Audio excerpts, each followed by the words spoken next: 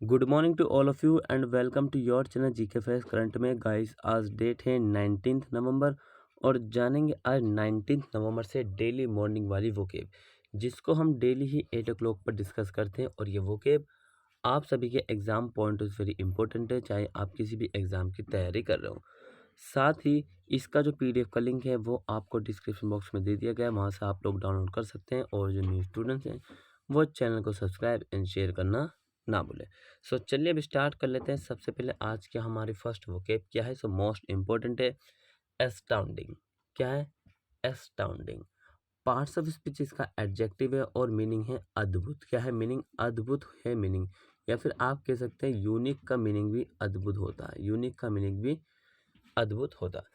अब इसको अगर याद करना है तो सबसे पहले आपको अर्थ पता होना चाहिए। क्या अर्थ? मतलब कि पृथ्वी के बारे में, पृथ्वी पता होना चाहिए। क्योंकि जो हमारी जो अर्थ है, जो पृथ्वी है, वो सभी प्लानेट में जो है एक यूनिक प्लानेट कहा गया उसको। क्योंकि अर्थ पर ही क्या ऑक्सीजन, कार्बन डाइऑक्साइड, विभिन्न प्रकार की गैसें जो है अर्थ पे पाई जाती है, इसलिए उसको the earth is unique planet. ठीक है। सो एस्टाउंडिंग, पार्ट्स ऑफ स्पीच इसका एडजेक्टिव और मीनिंग है अद्भुत। अब देखिए, अब मीनिंग क्या है, ये तो हिंदी में नहीं होगा, लेकिन इंग्लिश में ही मीनिंग क्या पढ़ें इसका। सो सरप्राइजिंग, इम्प्रेसिव और नोटेबल, मतलब आश्चर्यजनक रूप से प्रभावशाली या फिर उल्लेखनीय। ठीक है, क्लियर हुआ। एग्जाम्पल, क्योंकि एग्जाम्पल इंपॉर्टेंट है और आपको भी कोशिश करनी है एक एग्जाम्पल बनाने की। बहरहाल देखिए, there was an astounding 20% increase in sales. There was an astounding 20% increase in sales, मतलब कि ये जो है क्या, 20% की जो वृद्धि है वो बिक्री में हुई। बिक्री में 20% की वृद्धि हुई है। ठीक है, क्लियर। नेक्स्ट है इसका क्या, सिनोनिम्स। आज जो हमारी क्लास है वो सिनोनिम्स के ऊपर है, और जो आज का सबसे पहला सिनोनिम्स है एस्टाउंडिंग का, अमेजिंग। क्या है? अमेजिंग, अद्भुत।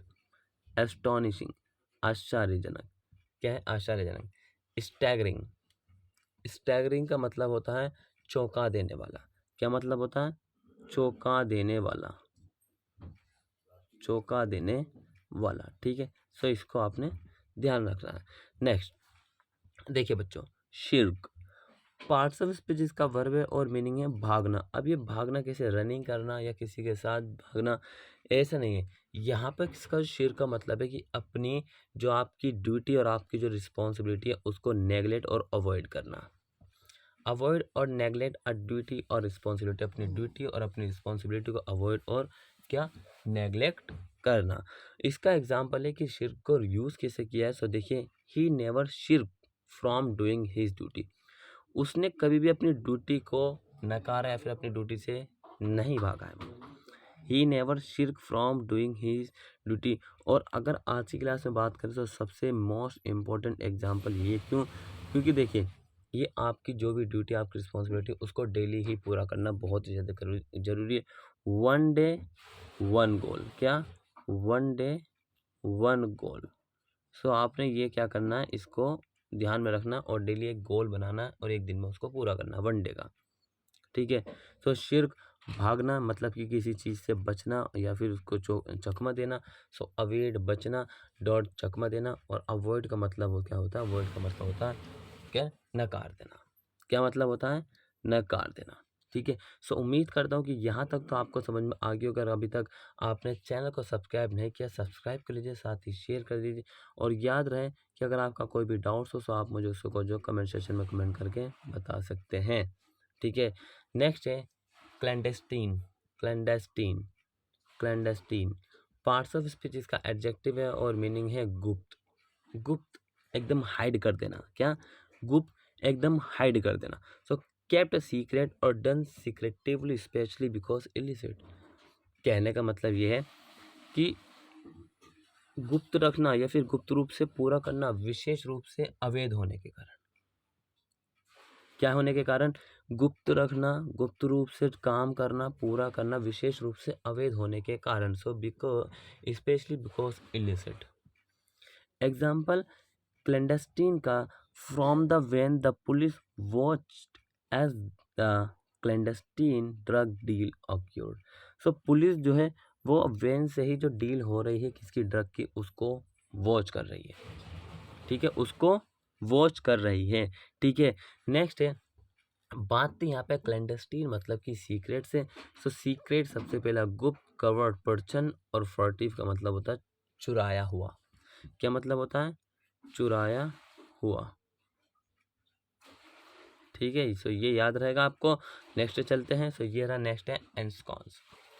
पार्ट्स ऑफ स्पीच इसका वर्ब है और मीनिंग है स्थापित करना। और मीनिंग क्या है इसका, स्थापित करना, किसी चीज़ की स्थापना करना। फॉर एग्जांपल किसी बल्ब की या फिर ट्रेन की स्थापना किसने की, किसी की भी इसकी किसी मतलब कि कोई भी टेम्पल हो, मॉस्क की, उसकी स्थापना किसने बनाया, ये सब।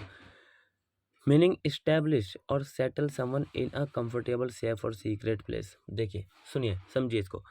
आरामदायक कोई एक ऐसी जगह जो सुरक्षित हो, बिल्कुल ही सीक्रेट प्लेस हो, वहाँ पर स्थापित या फिर सेटल करना, ठीक है।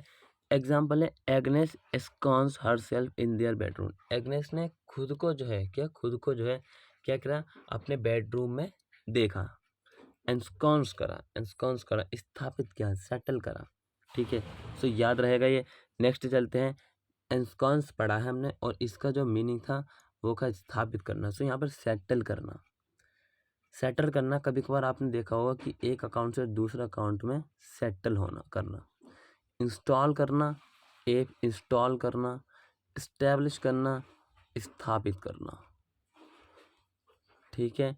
सो तीनों वर्ड मैंने बता दिए हैं। नेक्स्ट है एक्सिजेंसी। पार्ट्स ऑफ स्पीच इसका नाउन है और मीनिंग है जरूरत, मतलब कि नीड भी कहते हैं, जरूरत, नीड, आवश्यकता। देखिए, एन अर्जेंट नीड और डिमांड, एक तत्कालीन आवश्यकता या फिर मांग।